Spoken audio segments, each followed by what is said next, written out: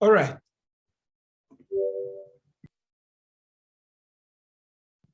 So in the previous lecture, we went through these three sections or 3 points. What is genome analysis? What is intelligent genome analysis? And how we analyze genomes. Now we agree that all of us get sequences of our DNA from all these sequencing machines. Regardless of the sequencing machine you use, you get always fragments of your DNA. And now, because of that, we have a step called read mapping, just because of that limitation of the sequencing machine. If we don't have that limitation, probably we won't have read mapping step. And for today, we'll explain what is read mapping, what makes read mapper slow, and we will go through algorithmic and hardware acceleration techniques, probably not during this lecture, but during the next or the following few lectures, 5 to 6 lectures only on this topic. All right, what is read mapping? So assume you have the DNA sample in raw format or the chemical format, which is chemical molecules only. We cannot read it using computers because just chemistry, right? So we send it to the sequencing machine, and you got few fragments from the sequencing machine. Now the sequencing machine has a step called base calling. That base calling step will convert whatever the raw format is into ACGT or text format. This text format, any computer can understand, or even hardware accelerators. You can convert to 2-bit encoded data or 4-bit encoded data and so on. Once you get these pieces, your goal is to know what is the location of every single piece coming from the sequencing machine. So you got what we call a reference genome, and then you try to map each piece into the reference genome until you finish all these pieces and you try to locate them. And then you can say, okay, here you go. This is your reference genome. Of course, you don't consider it as exact match to the reference genome. You are not aiming to build that, but rather to allow some differences, because fundamentally your DNA is different from your brother, from others, and so on. That's why we map reads to a known reference genome while tolerating or allowing with some differences. So these differences could be either genetic variation between you and other individuals, or it could be some sequencing errors. And that is what simply is the read mapping. Now, what is the reference genome? You can think about it as a puzzle picture, or the reference picture, you have it in the puzzle game. So you follow this picture and you try to locate every single piece coming from the sequencing machine, which are the reads. And then you try to solve this puzzle by having all the pieces together and see if they are really matching the reference genome with large percentage or large similarity. Again, we are not aiming to find exact matching. So even the piece look exactly the same as here, it might not be located here, but might be located somewhere else, because there are few differences between us and the reference genome we use. Now, where we got the reference genome? The reference genome was built or started an initiative or consortium between different countries in 1990. In 1990, we started to work on it all the way up to 13 years to get the first draft. And then the improvement continue with the following years. So every year we got a small modification to major version until today. So even until 2021, we keep updating this reference genome. And the reference genome, as we mentioned last time, it's really expensive. So it took 13 years to get the first draft, and it was costing at that time $3 billion. The length of the reference genome around 3 billion character, although there were some gaps in the reference genome and some unknown locations that were hard to read in that time, especially around the telomere and the chromosomes. These are very challenging locations, actually. And in the last year, we have this paper coming from a huge group or number of people try to do the assembly in very efficient way using new sequencing technology. So because only of the sequencing technology, we were able to get this new, let's call it a complete version of the human genome. And the modification or the addition or the contribution of this work was around 200 million new bases that we didn't know in that time. They were now added to the reference genome, plus knowing all the chromosomes and so on. But still, the Y chromosomes, for example, is not sequenced. So we are missing the Y chromosome. That's why I'm calling it near complete. It's not the complete, although we have the X chromosome, for example. Now, you can access this version publicly. Sorry. You can go to this link, for example. You will see a FASTA file or FASTA format. And if you open it, the first few characters looks something like this. Of course, this is an older version, but if you go to the recent version, you may see it different from this. I think there is the one produced by this work is 2021, around July or November. So this is a bit older version. But it's something similar to this. You can get a FASTA file that is compressed and about 900 meg. If you decompress it, then you'll get something like 3 gig of data. Now, how long the DNA normally? For viruses is something around few thousands. For bacteria, something around million. For human is billions, so 3.2 billion character. Of course, more or less, depends on the population. And if you go to the fruits and plants, they are well known for very long DNA. For example, red onion is 5x longer than ours. And if you go to this Japanese flower, I think this is one of the largest DNA in the world, which about 50x larger than what we have. So you can think about the workloads can be really huge, can be very small, depends on what you're looking for. Now, where to get the sequencing data? You have 3 options. Either you simulate it. There are a lot of simulators or simulation tools that are software. You can download it, run it, and you get reads. Or you can get from publicly available databases, such as SRA from NCBI or NIH. This is a well-known database for sequencing data. You can access this link, for example. You will get this data. You can click on the run here. You'll get a FASTQ file. Remember, in the reference genome, it's FASTA format. Here in the read, it's FASTQ. They are different formats, because the nature of the data is different. In the reference genome, each chromosome has a full sequence of data. But here, each piece has a sequence of data. So you will see a lot of pieces in this file. Or you can even do the sequencing yourself. If you are rich enough, you can pay for the sequencing cost. Then you can do the sequencing yourself and get the data. Now, assume we have the data. How to map a read? So a brute force solution would be going through the reference genome one by one. And you have the reference genome here, and you pick the first read, for example. And you said, is it similar here? Is it similar here? Is it similar, similar, similar? No, no, keep going until you find a good location that has high similarity or the highest similarity among all locations in the reference genome. However, this brute force, it's very expensive, right? Because you are checking every single location in the reference genome. And that is expensive because we are using dynamic programming for examining the similarity, which take quadratic time over there. And if the length of the reference genome is n and the length of the read is k, or the number of reads or how many times you iterate over the reference genome, then that is already a huge workload. And think about you are doing this for the Japanese flower, which is very long reference genome. For that, we don't do the brute force solution, but what we do very smart ways, can called heuristic, we don't know, but at least it works fine. For example, we require that to have exact location in the read with the reference genome.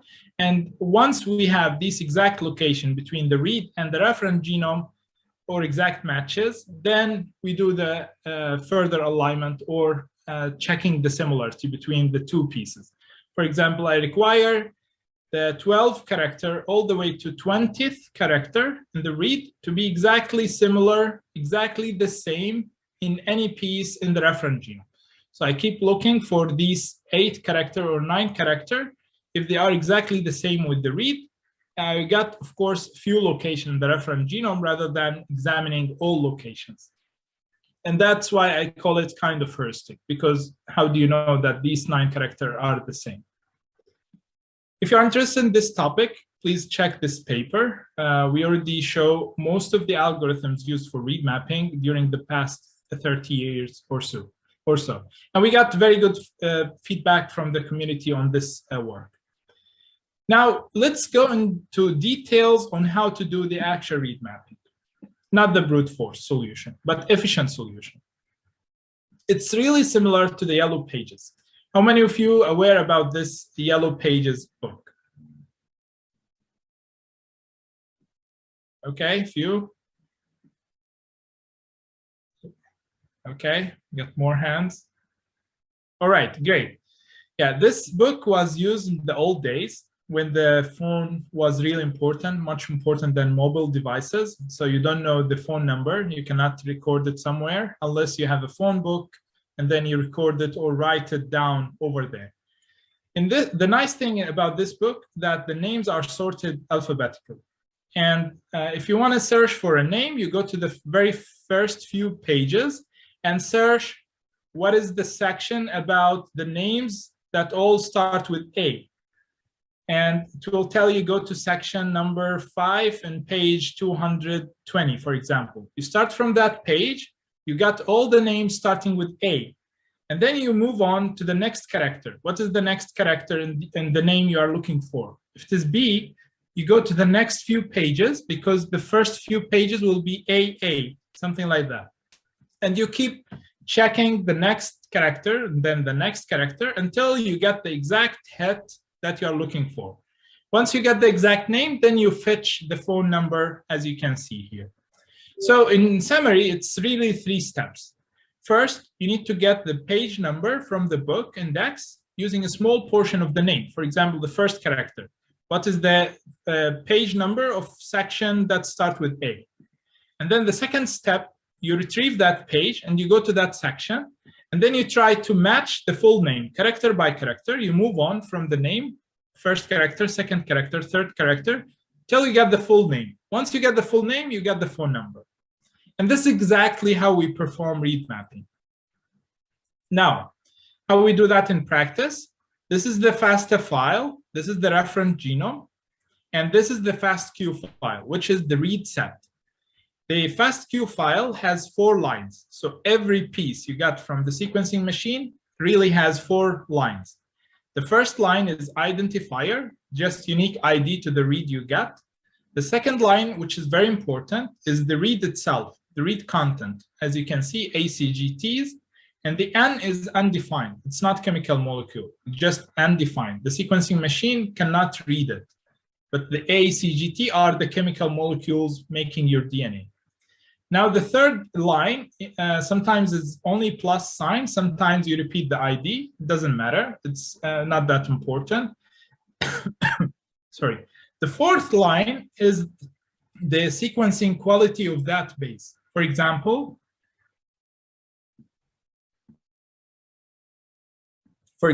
here, this is E. It is an ASCII character. So you convert this ASCII character into a percentage sign. For example, 30%, that will give you the confidence that the sequencing machine has when it produced the T. For example, if it is very confident about it, you will see something else. As you can see, all these characters are in ASCII format. So you can convert each of them into percentage or a number, and that will tell you what this, what the quality of this base, whether it's high or low. Of course, the highest, the better, because you have higher confidence that this is true. Then when you do the matching to the reference genome, you are very confident that this exists in your DNA and this exists in the reference genome. Okay, now we don't want to look for the entire line as is in the reference genome because it will be hard. Plus, we have structural variation or genetic variation. We have really genomic variation between us and the reference genome. So think about all these are deleted by some disease. Then if you look for the entire line as is, you may not find it. What we do, we take only pieces of the DNA. So we take first from the reference genome, because it is very large file, 3 gig of content or text. We take pieces randomly or following a very sophisticated method. There are a lot of algorithms. You can use syncmers, stropmers, minimizers, overlapping seeds, non-overlapping seeds, spaced seed, and so on. There are a lot of theories on this. If you're interested in this, feel free to send me email. I can send you a lot of pointers on this. So you pick these subsequences from the reference genome and you store them somewhere where you easily query these pieces. Let's call it hash table. But there are, again, a lot of methods or data structure to accommodate these pieces. Could be FM index, Boers-Wheeler transformation, suffix array, or whatever. There are a lot of data structure for this. You can think about database, for example, where you store these pieces and the location. So, for example, this piece starts at the location 250, then you store this piece plus the 250 somewhere. Of course, since these seeds are different in length or variable in length, we may not store the seed as is, but we store it as hash value. That will make consistency. Whatever you pick the length of the piece, then the hash value always fixed length. That would make it easier to store in the hash table, for example. Regardless of these details, we store these pieces along with their starting location in the reference genome somewhere in the database. Now we do exactly the same to the FASTQ, but remember only to the second line, because this is the genetic content or the genomic content. Now we pick the first piece we have from the read and we query the database we have. Where do you have this exact seed? Of course, if we store it as hash value, we take the hash value of the seed and we said, do you have this hash value somewhere? If you have it, give me all location where it exists. So it gives you this location of the first piece and this second blue piece. Now you do the same for the green. Give me all locations where the green piece exists in the reference genome. You get this location, number 7 maybe, or 6, and you get the location of the second piece. The same thing with the red piece. You give me the location where the red piece exists. It gives you 2 locations. Now what is next? You need to make sense out of these locations. For example, if these located in the read nearby each other, then I would expect them to be also nearby in the reference genome, because it doesn't make sense if the green happening far away from the blue or coming before the blue with very far away distance. There are some genomic variations, such as inversion, that may cause such effect, but if it is very far, then it might be useless. It really depends on what you are looking for and what are the applications. That's why we have a lot of parameters to tweak these. However, most of them require a distance, certain distance or a space between this seed and any other next seed. For example, between the green and the red seed. What is the maximum distance they can be far away from each other? If we met such requirement, then if you look just a holistic overview over all these seeds, you will see that the blue always followed by green piece and the green piece followed by a red piece. And then we said, okay, where we have such behavior in the reference genome. And if you look closely, you will see it exists here. So this is the exact same order we have it in the read sequence. We have the blue followed by green followed by red. And then we said, okay, this piece might be located in that location in the reference genome. And then we want to check the characters between the seeds itself. That's why we do what we call sequence alignment. So we want to investigate these characters between the blue and the green pieces because we never examined them before. And this is what we do in practice. Again, to sum up, just to show you this step by step, we get the reference genome, we convert to something else, what we convert into. So the most popular indexing technique is the hashing or hash table. And this was used first in genomics in 1988. Now we assume we build the hash table, which has 2 columns, you can think about it, or buckets. In the buckets, we store the hash value. And in the other side, or the second column, we store list of locations what is the starting location of each seed that exists in the reference genome. For example, 1, then 9, 16, 30, and so on. And we keep doing this for all seeds extracted from the reference genome. Now, we call this piece or subsequence, we got it from the reference genome, as a seed or k-mer, where the k is the length of the piece. For example, 6 mers, 7 mers, 8 mers, and so on, where 8 is the length of this piece. Building the hash table can be really expensive, depends on the algorithm. For example, Borzweiler transformation here can take about 1 hour to build. In Minimap2, it can take just very few minutes to build the entire hash table. In Mr. Fast, 20 minutes, and so on. It really depends on what you are looking for, how rigorous you are in picking the seeds, and what is the length of the seeds, and so on. As I said, there are different ways to pick these seeds. Each has its own theory and so on, advantages, disadvantages. Now, when we look in our work, we do the analysis for all existing methods on how to build the index. You can see really a wide variety of compute time and memory utilization, or the peak memory, for building the index. And you can see not always the hashing is the best, not always Borzweiler transformation the best. Because you can see here, for example, in hashing method, they are always faster than this purple Borzweiler transformation tool. However, in memory, it's the Borzweiler transformation is well known for compression.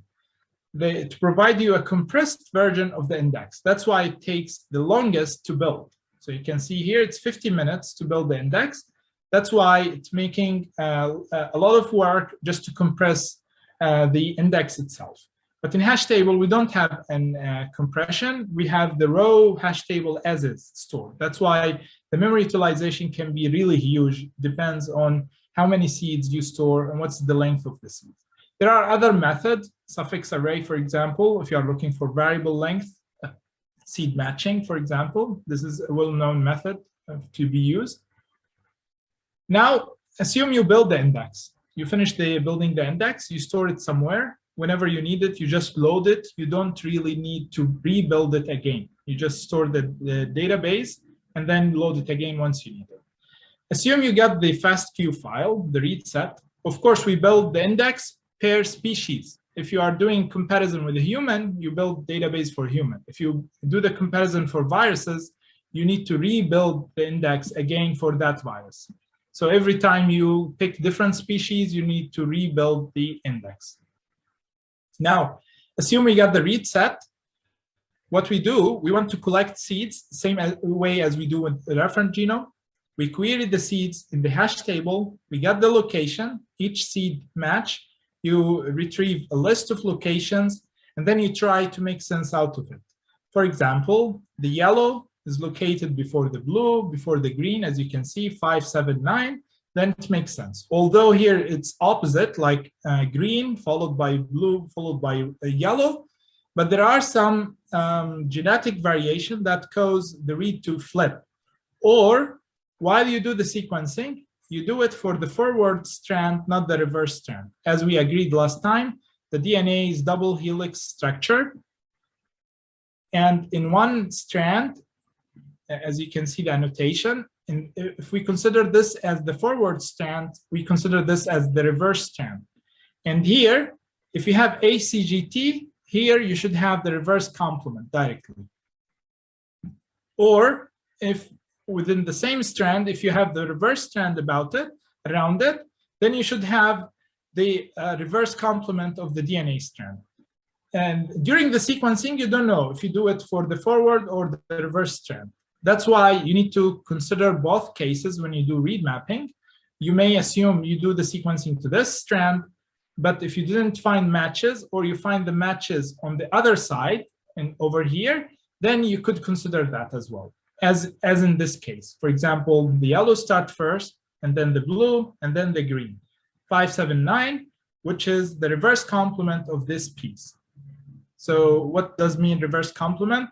You take the complement of this character and you start from here, reverse complement of this character, you here. What does mean complement? If it is A, then you convert it to T. If it is G, you convert it to C. If it is C, you convert it to G, and so on.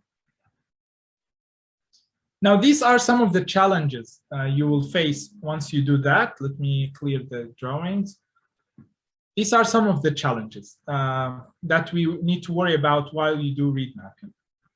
Once you get the location, yeah, we can create the hash table with substring from reads to quickly find possible location. Again, the hash table might be one of the options. Now you have the sequence alignment or the dynamic programming, which is once you specify that the start location should be 5 here, all the way backward, then you pick the full piece from here, including the yellow, the blue, and the green pieces, and that you consider it as a reference segment. And you pick the read or read number 1, where we were looking for the similarity, and you take that sequence and the sequence from the reference genome, and you do further investigation. So here we have only 2 sequences of similar length, not necessarily to be the same, because there are some insertions, deletions that might affect the length, but you pick 2 sequences of similar length. And now you build the dynamic programming table where you investigate character by character. So this is what we call pairwise alignment, because you compare every character with the corresponding character from the other sequence, or you do base level alignment. So in the previous step where we do seeding and chaining or matching, you worry about the full seed, whether it exists or not. But here you worry about every character, whether this character exists or not. You can see if the C exists, it means exact match, so we move diagonally. If one of the characters does not exist, for example, the C here, over here, it will cause some insertion or deletion or even substitution. So either that character is substituted into something else, for example, A over here, or it could be just deleted. And that's what the algorithm will compute for you. So the algorithm will tell you the series of operations that you need to perform on one of the sequences so that you make the others very similar to the first sequence. So for example, it will tell you something like this: 5M, 3I, 7D, and so on. So this is the output of such algorithm, which we call CGAR string. Let me type it as well. CGAR string. So that CGAR string is the things you can see here is 5M, 3I, 7D. What does it mean? It means 7 deletions, 3 insertions, and so on. That is the series of operation you need to perform so that you make the sequence very similar to the other. Let me see, where's the cursor? Let me delete the annotation. If you have any question, please feel free to stop me. Don't feel shy from the live streaming. Okay, so what we do in these kind of dynamic programming algorithms, we call this algorithm as dynamic programming. Why? Because we build a dynamic programming table over here. You can see this table, we call it dynamic programming. One of the things we can do is edit distance. What is the edit distance? Minimum number of edits, either insertion, deletions, or substitutions, needed to make the read exactly match the reference segment. For example, we want to match these 2 words, organizations and operation. So how we can do that? We calculate edit distance. So if you use that algorithm with different parameter, you get this alternative or the other alternative. So you can see here, for example, it tells you to delete the P and E and then match the R and R, and then delete all these sequence of characters so that both of them will be exactly the same. So the yellow means they are exactly the same. Purple, either insertion or deletion, depends on what sequence you are looking for. If you are looking for organization, then it means you insert them. If you're looking in this, then you delete them or you don't have them, and vice versa for the blue color over there. Now you have two alternatives. Which one is better? To have this matching or this matching? Now that really depends on the user himself or herself. If the user would like to have larger gap, she would prefer the first one, because this gap is really larger than in here. Here we have two gaps, for example, in the purple section. So whether you prefer to open a new gap or to extend the current gap. These are parameters defined by the user, and based on these parameters, the algorithm either will output this or that. Now, if you look into another example, for example, organization and translation. So think about these three alternatives now. Which one is better? This, or this? Yeah, think about it and let me know. You can write in the chat box or you can enable your microphone.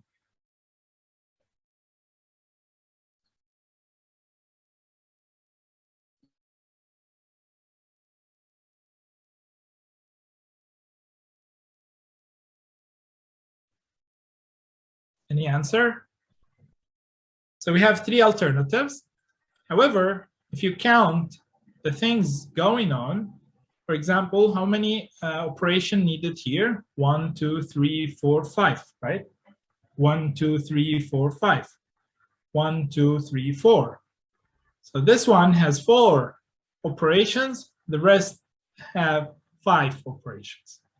So in this case, you really don't have to confuse yourself. You directly pick the minimum. We have 3 answers in the chat. 3, yeah, excellent.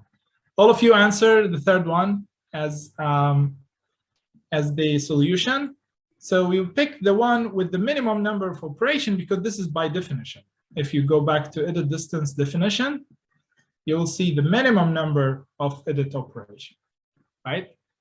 So if we got multiple ones with minimum number of operation, then based on the user parameter, we pick one. But if we have one minimum, then that's it for sure. This is the solution. All right, excellent. Let's move on. There's a lot of windows to move from the screen. Okay, now what are the popular algorithms to be used? So since 1988, people were using Smith-Waterman, which is a very expensive algorithm, but was doing the most accurate algorithm ever exist until now. People are also surprisingly using Hamming distance. Hamming distance cannot capture insertions or deletions, but can capture very well the substitutions. And this is an algorithm made for error correction or error detection in communication by Richard Hamming, who's a very famous scientist. But they use it to find substitutions because one of the alteration happening to our DNA is substitutions, right? Some characters can be changed from C to G and it will cause something, either phenotype or a disease. And people are still using Hamming distance, which is very cheap to compute, unlike Smith-Waterman, for example. However, if you look currently on the trend, some of the algorithms used, including KSW2, for example, wavefront algorithm, IEDM, let me write them. So that includes IEDM, KSW2, wavefront algorithm, and many more. There are a lot of new algorithms developed for GPUs, FPGAs, or even CPUs. So these are the current tools used for sequence alignment. If you're interested, you can check them, you can run them. All of them are available freely on GitHub. All right. Let's move on. In this work, published by Onur, Mutlu, and Can, published in Nature Genetics, they did one of the first few read mapper that do, or they call it Mr. Fast in that time. This is one of the first read mapper that use hash table, basically. And it was very sensitive. So the aim of that tool at that time was to maintain high sensitivity. That's why the hash table is very large and takes very long time to build because they consider all kinds of seeds. They don't do as in minimizer, for example, you subsample the reference genome or you extract few seeds, but extract here a large number of seeds. And this is what makes the sensitivity very high. And when we say sensitivity, it means if you know the read exists, can you still capture the location of that read in the reference genome, assuming it already exists? Even if it has a genomic variation, can you still find it or not? If you find it, then that is high sensitivity. If you miss it, then you quantify this and you give a percentage reflecting the percentage of reads missing because of your tool.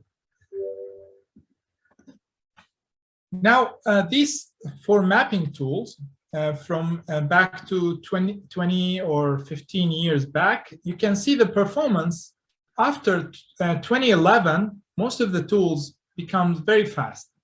So you can see here the runtime. This is the dots or the variation you see for each mapper is different data with the same number of read. So you can see the variation can be really huge from one data set to another data set. And that require further investigation to see the bias. For example, if you report the performance here in the paper, you say we evaluate this tool and give us this runtime, this might not be true, might not be conclusive. Because if you run another data, then you might get totally different execution time. And that will hurt the reproducibility of the results. However, recently, most of the tools are consistent over different data sets, assuming the same workload is maintained. For the memory utilization, it's really is not the main concern currently. For example, one of the recent tools is the fastest, yes, but not the best in memory, as you can see over here. So that can tell you we can scale with the memory, or we have very cheap memory devices these days, but we don't have fast enough processors. That's why it's very important to maintain the speed of the tool. But for the memory, let's not worry about it, since we already have at least 32 gig in typical or traditional CPUs or traditional computers. And that will tell you the trend also, or the need for very fast read mapping process.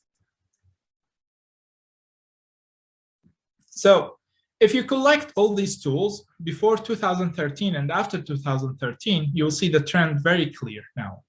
Starting from 2011 or 2013, you'll see most of the tools maintain the speed, very high speed. If you propose something that is slower than existing, probably the community won't care about it. They won't even use it. Why is that? What's happening in 2013 or 2011? Why we are now proposing very fast tools? If you look to the cost of the sequencing, this is the sequencing machine, how much you pay to get a genome, for example. So back in the very old days, it was very expensive. So there were not too many data available for you to do the analysis. So you really don't care. If it takes a week to get the genome, then I can do the analysis within a week for the another genome that is ready. So nobody cares how fast you can perform that. However, as the cost drops, we are starting, because we are very curious human being, we're starting to question everything around us, even the viruses, bacteria, the plants. We are looking to have the DNA of the banana tree. Who would ever do that in the previous days? Why I would pay $10,000 to read the DNA of a banana tree, for example. These days, we are doing the sequencing for everything. COVID-19, for the ocean, for the farming, to check the quality of the food, the quality of the new babies, and so on. With that, we have now more data to handle. Everyone is curious to process their DNA. And for that, we have a huge workload. And then the Moore's law is not scaling well. So we need really very fast tools to do the analysis for us. That's why we cannot tolerate, we cannot compensate this requirement. We cannot have even better memory tool, but slower. We cannot afford that. We're always pushing for very fast tool, even if we follow heuristics sometimes. And as you can see, this is where we start to get the long read sequencing, or what we call nanopore sequencing, starting around there. I think we got the first device in 2015. The accuracy was not that high, around 65%, but moving over time, we start to get very high accurate devices, so we start to do the sequencing at very low price. Okay, again, this is how we do the read mapping. Now, that is assuming we know what we are sequencing. We know that this molecule is DNA for a human. Then the reference genome should be also for a human, right? But if we are sequencing a virus, we cannot map the read to a virus. We should map, if we do the sequencing to a virus, we should do the mapping also to a virus, not to a human. So the reference genome here, really based on what we are sequencing. Now think about, we don't know what we are sequencing. Think about, we have multiple samples or multiple collection of DNA. So if we have this collection of DNA, swap, for example, you go to Hauptbahnhof, Zürich Hauptbahnhof, and you swap something. You have, you take a sample from the floor, from the restaurant, from the door handles, from the train seats. What you can expect to find that sample. You cannot expect only to have traces of a human, for example. You'll see DNA of viruses, bacteria, and many more, right? So now, what reference genome to be used in this case? And this is what we call metagenomics profiling. So we got reads from many of these collections together in one sample. And then we cannot use one reference genome, but we use many reference genomes. And then we do the mapping for every single reference genome over there.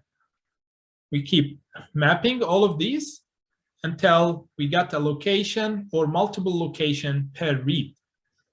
And that's why when we build the reference genome or when we build the genomes of the sample, you may find collection of things. So we may wrongly assign these red pieces to the yellow reference genome.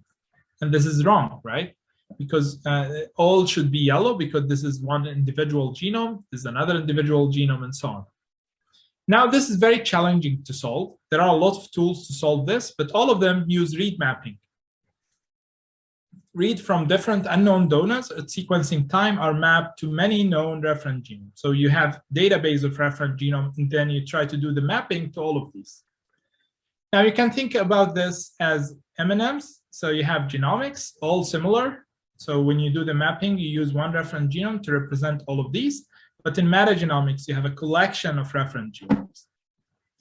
Now, this is one of the recent work we have called MetaLine. So you can check this paper, try to do read mapping based metagenomic profiling for many samples. So assume you have, we use for us a very huge database that is in total 3 billion gig, 3 terabyte of data. That is our reference genome database. So we consider everything exists or that we are aware of. So that whenever you feed in the sample, we always telling you what are the things exist in your sample. We have also recent work. We participate in this project where we evaluate all existing methods for metagenomics. This is published in Nature Methods recently, last few months. We have MeCube with our collaborators. So in all these tools, we try to do read mapping for virus detection or for bacteria or for metagenomics in general, regardless whatever you are looking for, what is the species. We can do the detection assuming that you have a sufficient number of reference genomes for the things that you are looking for. Now, what are the challenges in read mapping? You need to find many mappings of each read because you don't know what is the exact location of every read. So you need to find all possible location, and then you do some metrics to weigh some other locations over the others. Either you can use similarity metrics or number of seed matches for some locations, or some other heuristics. We really need also to tolerate variations or sequencing errors. That's why we cannot use Hamming distance, for example, most of the time. Or we cannot use exact match between the read and the reference genome most of the time, because there are variations, there are sequencing errors that need to be allowed. We need to map or do this process in very fast way. If you remember from the previous lecture, we were talking about critically sick infants, and that is life-critical application. So you really need to do this way faster than needed. You cannot wait 2 days, for example, to do the analysis.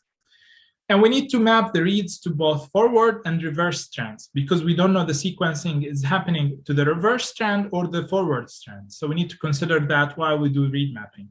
There are also some other challenges, for example, sensitivity, accuracy, and so on. If you know that a read exists from in your reference genome, you should always maintain that information. And also in metagenomics, there are new challenges that we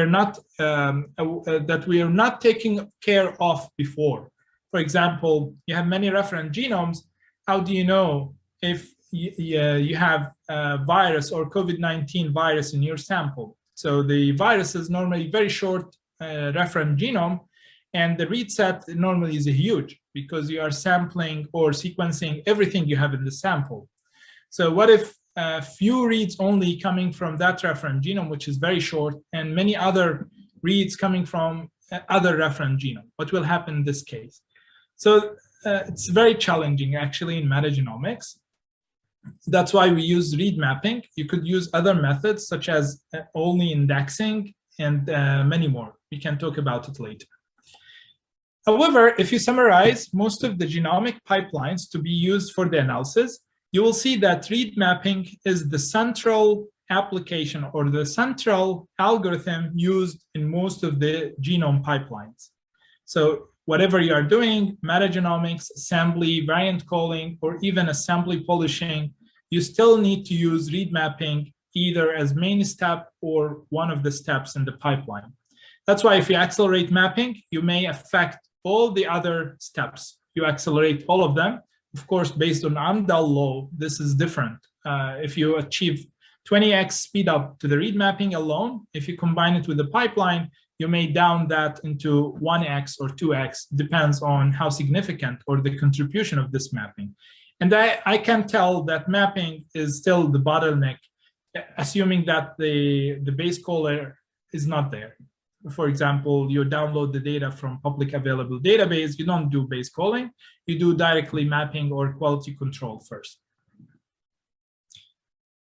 Currently, the trend, since we have cheaper sequencing and we have more advanced sequencing technologies such as hi-fi reads, currently the trend is to build a population-specific reference genome. For example, think about Zürich city. We want a reference genome that represents people living in Zürich. We want a reference genome that represents people living in Africa, and so on.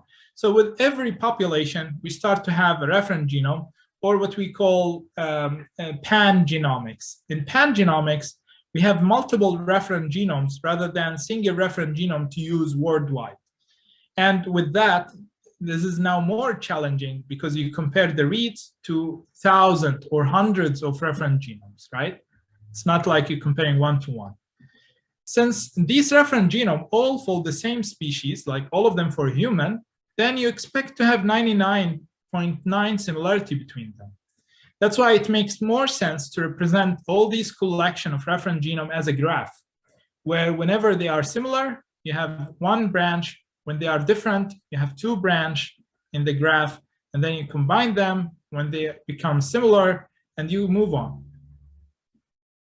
This is a very efficient way to represent different sequences. So they are similar here, but they are different here, so that you maintain the similarity and the differences between all these reference genomes. And then you map the reads to the graph. And then you start using graph processing in this kind of application. That's what we call pangenomics. Let me clear the drawing. Okay. If you're interested in this, you can read this paper. They find that African has 10% more DNA than the rest of the world, than European, for example. And that showed the importance of not having a single reference genome for the world, but rather we need population-specific reference genomes. And you'll see a lot of work saying that it's the time to change the reference genome. Okay, when we do the analysis, we can see that read mapping is really the bottleneck. So sequencing can perform this very quickly. So 48 human genome in about 2 days, but when we do the analysis, only single human genome can be performed in about 32 CPU hours. and that makes it a bottleneck. Now, what makes it slow? What makes read mapping a bottleneck? Of course, first, the cost is really low, so we are able to generate a huge amount of data every year, and we expect this to continue until 2030 to generate a reference genome or sequencing data for every microbiome living with us here on Earth or even in space. We don't know what's there, so that's why we do even sequencing inside the International Space Station. We are still using very sophisticated machine for sequencing, but we are using general purpose computer for the analysis, which doesn't make any sense. So we are using very fast machine to generate a huge amount of data, but when it comes to the analysis, we are still using limited capability machines. We are following von Neumann model, which separate the memory, the storage from the CPU. So it's memory-centric or CPU-centric. What is the right choice to pick? We don't know. There are some applications would benefit from having the data stored in a memory and they do the computation around the memory, or you have the data stored in the memory and you do the computation in totally separate components so that you move the data from storage to memory to caches all the way to the core. Then you do the processing, then you move back the results to the memory and you store it in the storage. It could be very inefficient for some application, especially if it is memory bound, or it could be very efficient for some application where you have it compute bound. It really depends on what you are looking for, what is the right thing. So that's why we have studies, try to benchmark a lot of bioinformatics, genomics applications to see what is the right application to be accelerated near memory or near storage or near cache. The data analysis is still performed far away from the data. So you analyze even far from the sequencing machine itself. You need to move the data from sequencer to somewhere else, and that is very inefficient. So the data movement is always expensive, and it's one of the major contributor to the energy of the full system. So it's about 60% of the full energy just spent on data movement. You are not doing any computation now, just moving the data between the components. If you do the analysis for one of the state-of-the-art read mapper, you will see that 60% of the time is spent only in verifying the similarity between the sequencing. That is seed chaining plus KSW2. Why the KSW2 is expensive, or the checking the similarity is expensive? As we said, it's a quadratic time algorithm called dynamic programming algorithm. And why we need it? We cannot avoid using dynamic programming algorithm because it gives us very nice advantages. When we compare two words, you are comparing the first character with the full word, the first two characters with the full word, the first three characters with the full word, and so on. So now you can see a lot of repeated operation happening. If I want to compare the first three characters, S, W, and I, why I need to compare S and W again? I just can go back to the previous operation I did and check what I did with SW and then continue with the I. That's why I store the value. Whenever I need it, I go back from one cell to another cell, read the value, reuse it again. That's why it's very useful. However, this creates data dependencies. So I cannot compute one of the cells without computing the previous cell so that I can reuse it. And that limits the parallelism. Either I have to go row-wise or column-wise or anti-diagonal, because each cell, I need to go back to the previous cell, read the value, reuse it, and move on. And also the entire matrix should be computed because the results is stored only in the very last cell here. That will tell you that I have 5 differences optimally or as a minimum number between this word and this sequence. And this do the mathematical analysis for the algorithm that cannot be done in strongly subquadratic time. I cannot do better than this. If we do also the analysis, once we do the seeding or the seed heads query with the database, I find 98% of candidate location have high dissimilarity with a given read. So most of the time I'm doing the similarity check using dynamic programming algorithm, I end up with dissimilar sequences. So I flush out all these results and I don't reuse them because they don't have significant information. Now, how to accelerate, how to do a better read mapping? You need to look at the compute stack. We have the electronics, or the electrons, the device level, the logic gates, all the way to the algorithm itself. Either you need to play with the data, compress it, make it smaller, reduce the workload, and then improve the algorithm. Then you improve the compute stack, make it specialized for genome analysis, for example. That will help you, for example, check this matrix multiplication problem. If you try to solve it using Python algorithm, it will take 1x. If you try to solve it using Java, it will be better. But if you solve it using C and AVX acceleration, you will get about 62,000x of speed up. That is just because of changing the algorithm and having better acceleration. For example, just improving the algorithm implementation plus some hardware acceleration with the AVX. But the lower you go, the better you get in terms of acceleration or speed up.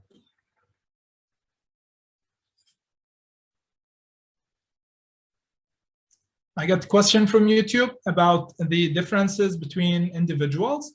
Yes, of course, that is a very valid problem. That's why we have pangenomics. So in pangenomics, we represent different populations using different reference genome, and then we do the comparison. However, there are some diseases are not caused by structural variation or long variations. So in these cases, when you do the comparison, you still can get a very good results or very good accuracy. For example, looking for SNPs or single nucleotide polymorphism. So these single variations, you can detect them easily, less challenging than if you are aiming for very large variations. That's why some algorithms are tailored only for SNPs, for SNP detections. Some algorithms are tailored only for hi-fi reads. Some algorithms are tailored for only nanopore reads. You can pick the right case, the right application you are looking for, and then you build only algorithm for that case. That will give you the best performance. If you are interested in finding these corner cases, let's say. Again, following on this, if you are using only software improvement, you are not changing the algorithm, you just change the implementation. If you read the FASTQ file using C, you will get directly about 4x, at least 4x of speed up, just because if you implement the reading part, just reading the FASTQ file itself from Python to C, you get directly 4x speed up, just reading the input file. And that tells you the importance of using C as implementation, and also using some hardware accelerators to further speed up the entire application. In summary, we really need intelligent algorithms and intelligent architecture that handle data well. Algorithms alone are not enough because you can get barely about 5x, 10x speed up. But if you use hardware accelerator, you will get not only speed up, but also energy efficiency, and also less data movement, less latency, and probably less space that will allow you for portability. So if you have the analysis equipment, you can have it very small since you are specialized now in operations, and that will help you to do the analysis anywhere in the world. That's it for read mapping. Hopefully I covered already many aspects of read mapping. Next weeks, we will go through the hardware accelerators we proposed in our group and many other groups as well. Also through the algorithm. So we will visit many of the algorithms used to do the analysis itself. I will leave some pointers here if you're interested to check these before we meet next time. So these are many of our recent work. We will explain all of them in detail during this course. These are papers, videos, and some papers if you're interested in knowing all the details. That's it for today. Thank you so much. Again, as usual, if you have any question on YouTube, during the lecture, feel free to send me email if we couldn't have time to take them during the lecture time. Thank you so much and take care.